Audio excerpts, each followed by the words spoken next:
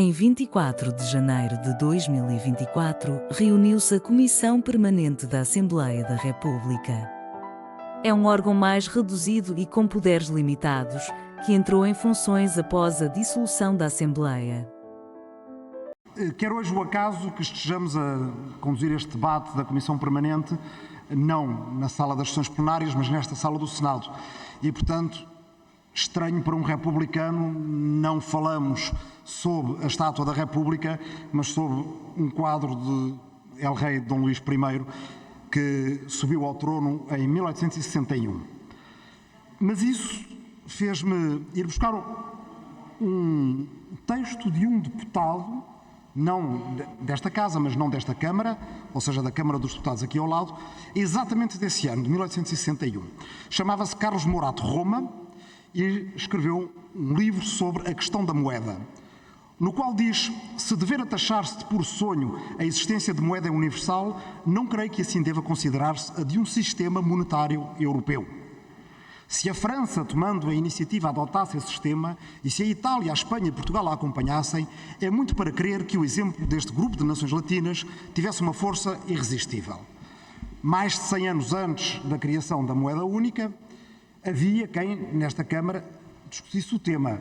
E se fosse talvez noutro Parlamento de outro país do mundo, isto estaria reconhecido de alguma forma como tendo havido pioneirismo de um deputado português num tema que é tema ainda hoje da nossa sociedade e da nossa política. Isto para dizer que o nosso problema nacional nunca foi o das ideias serem debatidas com a antecedência necessária. O problema sempre foi de conseguirmos ter uma estrutura social e económica que fosse acolhedora para essas novas ideias e que as conseguisse implementar. O problema nunca foi sabermos qual é o lugar de Portugal na Europa e no mundo. O problema sempre foi que, na escolha entre o dinheiro fácil e o verdadeiro enriquecimento, as elites políticas e económicas escolheram o dinheiro fácil. O dinheiro fácil foi o ouro do Brasil, o dinheiro fácil foi o extrativismo das colónias, o dinheiro fácil foi certo tipo de fundos europeus, o dinheiro fácil é hoje em dia o turismo massificado e o imobiliário de luxo. O dinheiro fácil é também a fuga aos impostos, esse ainda é mais fácil, e se há portas giratórias que levam da política aos negócios, também há algumas que vêm dos negócios da evasão fiscal para a política com financiamento pelo caminho. É bom que não esqueçamos disso. Então, o problema nacional hoje continua a ser o de criar as condições do verdadeiro enriquecimento. E esse debate, que já existia na altura, passava, em primeiro lugar, pela qualificação, já vi que houve quem reagisse, imaginem quem, não por acaso. As condições para o verdadeiro enriquecimento passam pela valorização das pessoas, do conhecimento e do território. Passam pelas qualificações. O problema no nosso país tem sido sempre que damos meio passo para o progresso e não o complementamos com o restante. Uma nova cultura de trabalho que traga esses jovens que hoje simplesmente podem convergir, mais do que convergir com a média da União Europeia, superar a média da União Europeia à distância de um voo de Portugal para um país do centro da Europa. Não o fazem porque os impostos lá são mais baixos, às vezes são mais altos. Fazem-nos porque os salários são mais altos, porque os serviços públicos, com esses salários mais altos, conseguem ter uma qualidade mais alta e serem mais universais e mais baratos. Mas fazem-no também porque encontram lá uma cultura de trabalho que os realiza, seja no público, seja no privado e no setor social e cooperativo. É isso que precisamos de mudar em Portugal. O contrato social, evidentemente, tem diferentes visões e ouvimos ainda agora a Iniciativa Liberal apresentar uma delas. Seremos adversários nas eleições e teremos visões até opostas sobre a maneira como o Estado Social deve ser o verdadeiro chão de dignidade abaixo do qual ninguém pode ser e que deve ter elementos novos que possam catapultar as pessoas para uma vida maior. Mas ser adversário nas eleições não significa sermos inimigos e muito menos sermos inimigos da democracia. Porque o verdadeiro problema de Portugal não é um problema económico, é um problema político.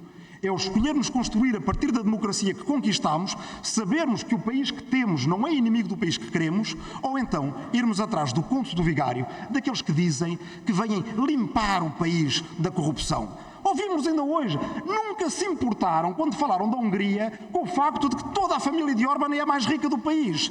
Falam de limpar, mas são apoiados por Bolsonaro. E digam-me uma coisa, Bolsonaro e os bolsonaristas limparam a esplanada dos ministérios quando foram defecar no Palácio do Planalto. O verdadeiro problema é estarmos confrontados no próximo dia 10 de março entre a escolha daqueles que são aliados dos que defecaram no Palácio do Planalto, dos que encheram os bolsos na Hungria, dos que invadiram o Capitólio e que evidentemente fariam Portugal passar pela mesma tragédia de amigos desavindos, de famílias que não se falam, os mesmos que aliás já estão a devorar famílias da direita e do centro democrático e que pretendem apresentar as soluções miríficas que tornarão piores todos os problemas de Portugal e os tornarão impossíveis de resolver. Renovar o contrato democrático é todos os democratas a tentarem nisto, a esquerda, o centro e principalmente a direita democrática que acorde do seu torpor e que no próximo dia 10 de março apresente as soluções de uma proposta cívica, porque há de facto duas visões diferentes nessas eleições, ou é Portugal prosseguir em civismo, coesão cultural e social, ou então, o que é que disse o Sr. Deputado Pedro Pinto? Se calhar depois não venha dizer que foi irónico, não venha dizer que foi irónico a seguir, porque dessas ironias, digo-lhes, senhores deputados, nem a brincar e os portugueses não embarcarão nelas. Muito obrigado.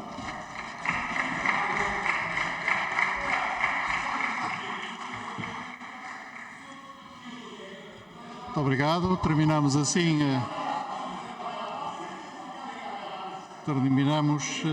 o ponto 2 da nossa ordem do dia. Passamos para o ponto 3, relativo às votações. É manifesto que